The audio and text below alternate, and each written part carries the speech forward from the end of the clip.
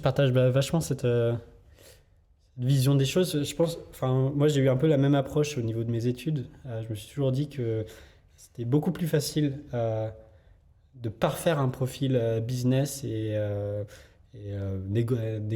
négociation, etc. Enfin, la partie plus humaine de mes capacités plus tard, alors que la partie technique, on peut pas, j'ai l'impression qu'on peut pas l'obtenir des années après, quoi. C'est une vraie question. Est-ce que finalement le ticket d'entrée de la technique, il est plus dur que le ticket d'entrée du business? C'est une vraie question. Ce que j'en tire avec le recul, c'est que je pense que oui, c'est-à-dire que globalement, les sujets business sont un peu plus indépendants les uns des autres. C'est-à-dire qu'on peut plus facilement se focaliser sur je dirais les 2-3 sujets business qui nous concernent et les comprendre indépendamment du reste. C'est plus difficile en technique dans la mesure où effectivement par exemple dans le monde du logiciel, de l'IT, les objets sont très interconnectés, donc il y a une espèce de fond de compréhension qui va s'appliquer un peu partout.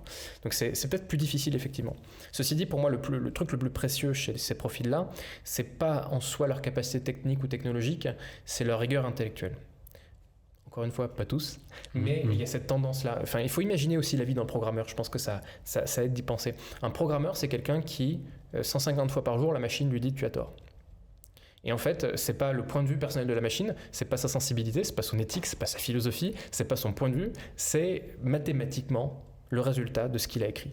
Et finalement, les métiers dans lesquels le réel nous donne tort aussi souvent, c'est pas tous en fait. Voilà. Et donc le fait que le réel puisse nous donner tort régulièrement, ça c'est une particularité de l'ingénieur. Et donc à un moment donné, il y a une clarté. C'est pas juste si ça passe pas, je mentirai un peu, ou si ça se passe pas, je vais bullshiter. C'est pas possible. On bullshit pas les ordinateurs. Et donc ça crée des psychologies différentes. Alors ça peut aussi les rendre trop rigides. Il y a peut-être des fois où de temps en temps, il faudrait un peu arrondir les bords pour que ça passe mieux. Mais au global, ça fait des personnalités qui sont beaucoup plus exigeantes sur le plan de la structuration intellectuelle de ce qu'ils font.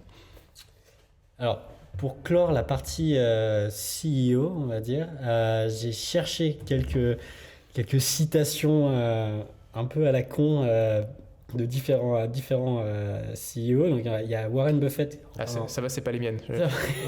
Okay. Non, mais du coup, ça amène ma question. Okay. Je t'en lis quelques-unes. Donc, Warren Buffett, il dit que dans l'entrepreneuriat, le rétroviseur est toujours plus clair que le pare-brise. Jeff Bezos, il dit « Si vous ne voulez jamais être critiqué, pour l'amour du ciel, ne faites rien de nouveau ». Et Indra Nooyi, qui est l'ancien CEO de PepsiCo, il dit « Le leadership est difficile à définir et le bon leadership encore plus.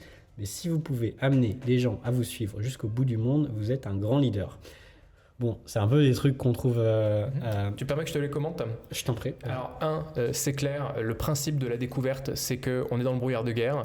Mais c'est pareil dans la vie. C'est-à-dire que quand on vit des moments importants dans la vie, des transformations, on sort de sa zone de confort, on remet en cause sa vie, on n'a aucune idée de ce qu'on est en train de vivre. Et après coup, on fait « Mais oui, c'était évident, j'avais besoin de vivre tel truc. » C'est la même chose dans l'entrepreneuriat. C'est-à-dire qu'on ne peut qu'avancer en comprenant ce qui s'est passé, en ne comprenant pas ce qu'il y a devant, mais on continue d'avancer malgré tout. Sur la question de Bezos qui parlait de... redis-le-moi, c'était le... si vous ne voulez jamais être critiqué, ne faites rien de nouveau. Alors sur la question de la critique, c'est marrant, j'en ai parlé récemment. Il faut savoir que l'innovation, c'est pas du tout un truc cool en fait, fondamentalement. C'est-à-dire qu'on dit toujours, ça paraît une évidence, les mecs cool de l'innovation, ah ouais c'est trop bien, c'est innovant. En fait, ce n'est une qualité l'innovation que pour les gens qui sont à l'extérieur. Pour les gens de l'intérieur, ça s'appelle une malédiction, c'est très cher. Moi j'ai ce défaut-là, c'est que je pense les choses innovantes naturellement. J'ai appris à me calmer, c'est-à-dire à dire ok, Thomas, ça c'est très certainement vers où on va, etc. machin, mais on va commencer avec ce qu'on est capable de vendre aujourd'hui avec l'état des choses. Et en fait, il y a vraiment une distance entre cette évidence à long terme, etc. Et d'ailleurs, des gens qui ont eu raison trop tôt, il y en a plein. Et ça les a pas aidés. Et du coup, quand on fait de l'innovation, je dis c'est une malédiction, c'est un peu lourd comme... Pourquoi c'est une malédiction ? Parce qu'en fait, l'innovation, c'est pas du tout un truc qui est facile. C'est hyper dur.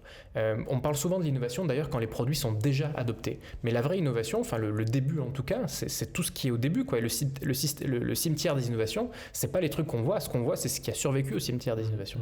Et le vrai lieu de l'innovation, c'est le début. C'est le moment où on fait quelque chose qui n'a pas été éprouvé, que le marché ne connaît pas, ne comprend pas, et sur lequel il y a un changement des habitudes. Il n'y a rien de pire que de demander à quelqu'un de changer ses habitudes. Et quand vous faites de l'innovation, vous demandez un changement d'habitude. Alors, si vous êtes bon, vous allez arriver à faire comprendre le fait que le gain est supérieur au coût du changement d'habitude. Et puis peut-être que vous allez trouver une manière de l'intégrer de telle manière à ce que le changement d'habitude soit très peu coûteux.